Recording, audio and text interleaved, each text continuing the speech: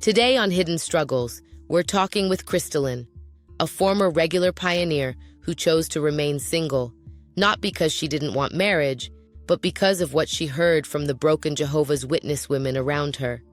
She sat in their audience as a young woman, listening to their private stories, their disappointments, their quiet pain.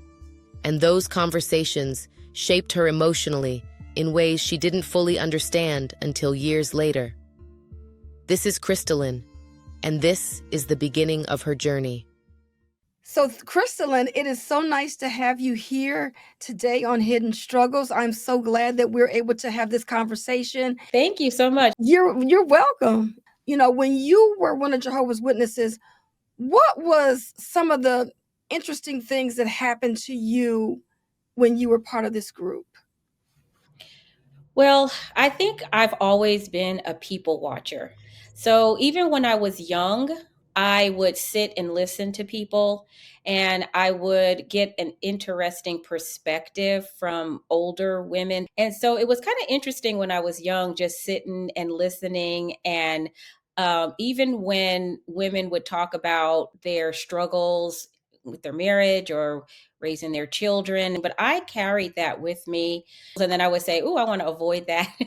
And the things that was hearing from older women was that they were tired, bogged down, the schedule, especially if you had to work and you had kids and all the responsibilities at the Kingdom Hall, meeting attendance, giving talks, preparing, and people, especially women, they just seemed like there wasn't enough time in the day and they were very tired. It just seemed like were there was just a lot of stress.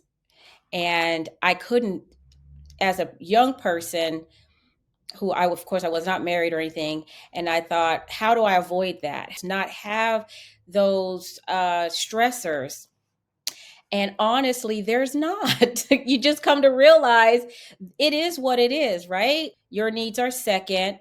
And then I think after years and years of that, it starts to take a toll. And that's what I was seeing as a young person. Personally, I thought the thing to avoid was getting married. I didn't know. And so I said, well, I'm going to follow their, serve Jehovah in your youth, they used to say when I was young. And so I said, I'll just pioneer, I'll stay single, make the sacrifices, and maybe that's how I can avoid some of these stressors. There were so many women who were experiencing migraine headaches, different autoimmune sicknesses. And I believe that it was induced by so much stress. Where were the husbands? I mean, I'm sure the husbands had their own stressors, but they were at elders meetings and staying late after at the Kingdom Hall to talk to people and doing shepherding calls. And I just wonder, I don't know how much attention was given to their wives' mental health Exactly. or their physical health.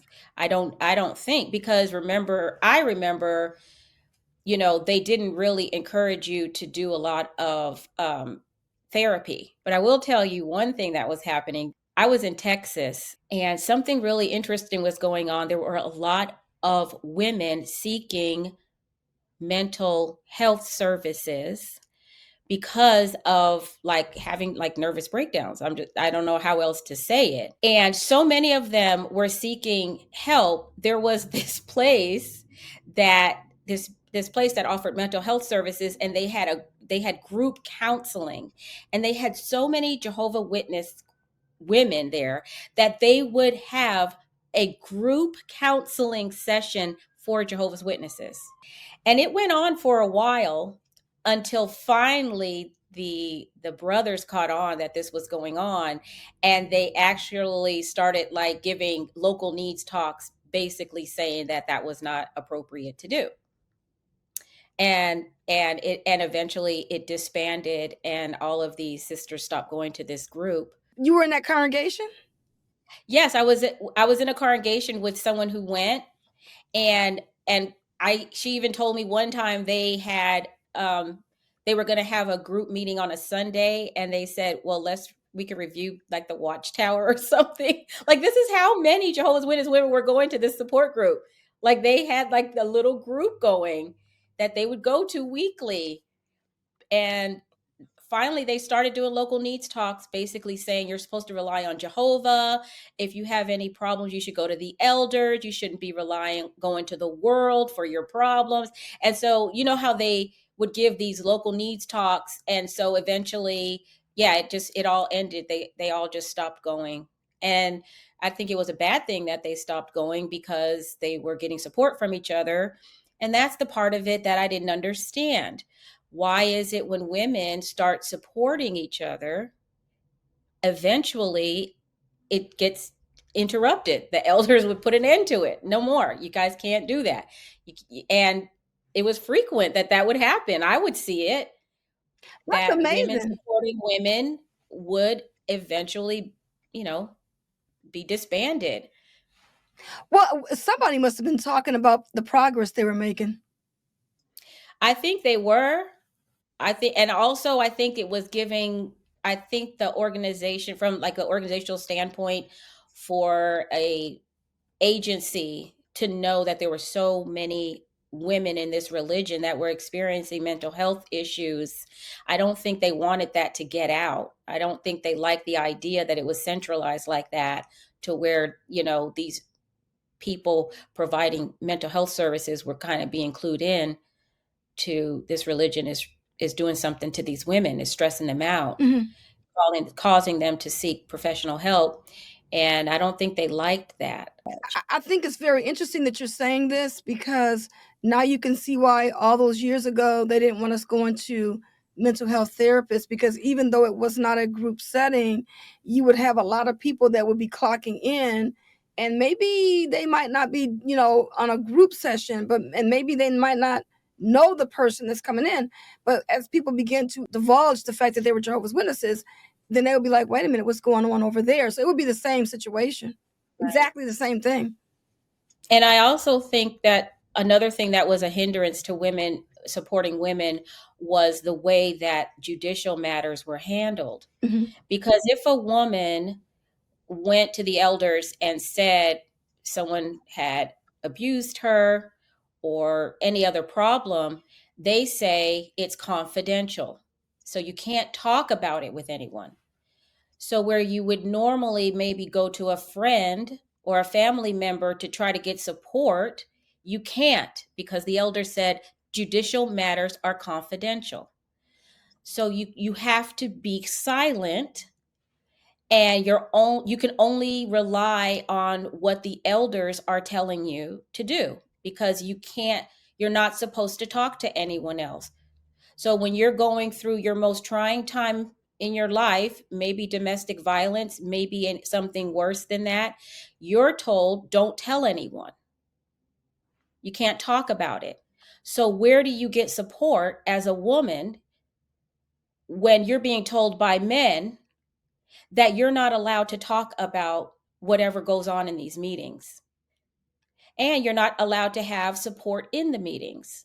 You can't bring your friend or your mom think about it from a young woman's perspective. You're 18, 19 years old. You're going through something, talking to a group of men. They tell you it's confidential. You can't seek counsel from another woman or support from another woman, because they tell you these matters are confidential. You can't talk about it. So you have women carrying around heavy burdens emotionally, maybe even physically, that they can't talk about because the elders have told them it's a judicial matter. We've dealt with it. It's confidential. You can't talk about it anymore with anyone. Yeah. So they can't get any help. Right. Do you know if any of these sisters were in a judicial case that was going to these support group meetings, or do you know any more details about them? No, I don't know. I don't know specifically if any of them were going because of things that happened that they were silenced about in judicial meetings. I do know that some of them would try to talk. I mean, people would even try to talk to me without saying specifics and try to get support, someone to listen to them. And I think I got a reputation, even at a young age as a teenager, from among the teenagers, that I didn't tell secrets, and people would tell me things. I fundamentally even though I was very obedient in some respects, I did not believe in the whole you have to tell on somebody. And people would tell me things, problems in their marriage, different things, disagreements that they had with the brothers. If someone told me something that I thought should be brought up, I would encourage them to tell it. I would say, maybe you should talk to the brothers about this. And that's how it should be. I And I wouldn't do think it. that was good that you were like a maybe I mean, it might not have been good for you at the time, as a young person, taking on somebody else's problems like that, and hopefully it didn't bother you later on in life. 'Cause I know I hear people say that a lot, that they were entrusted with all this information as a youngster, and then it affected them later on. Can you also share your experience of what happened with a Jehovah's Witness sister as it relates to marrying an ex Bethelite? There was a sister in our congregation who was married to, she met someone when he was in Bethel. They did not get accepted as a couple to Bethel when they got married, so they ended up moving to California, and they were in our congregation. And she's one of those sisters that I told you, she was older than me. I was a teenager, but she probably told me more about her situation than she should have.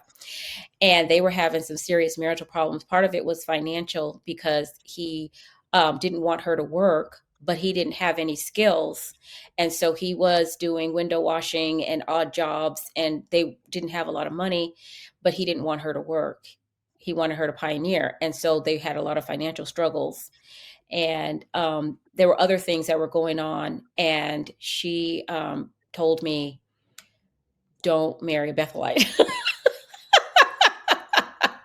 She Oh, said, if you marry a Bethelite, make sure you marry him after he's already out and established with a career and a work. Don't go to Bethel and find someone and marry them at that, like that, because she said that is so hard. And I said, that makes sense to me. If they're a Bethelite and they want to marry you, she said, let them leave Bethel, let them get a career, let them be stable, and then get married.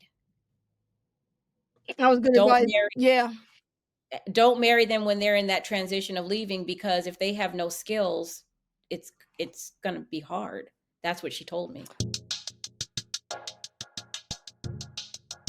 Next, Crystalyn is going to talk about her community service. So I always like to help people. And when I was young, I had a job. I worked in nonprofit. It was an agency that offered psychological and education services to what they called then at-risk youths, meaning it was more like intervention, trying to help young people and their families that were experiencing difficulties. And I enjoyed working at that organization because we did a lot of collaborating with other agencies in the community.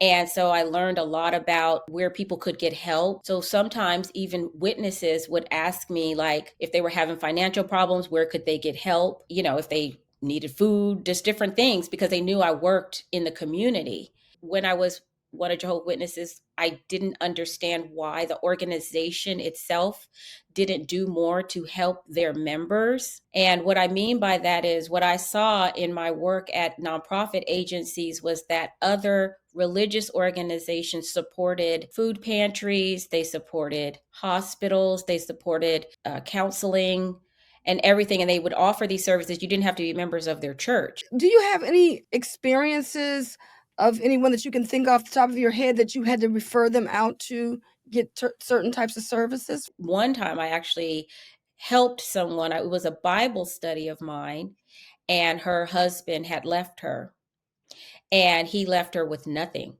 just three small children, one of them an infant, and she was relying on her neighbors to even give her food.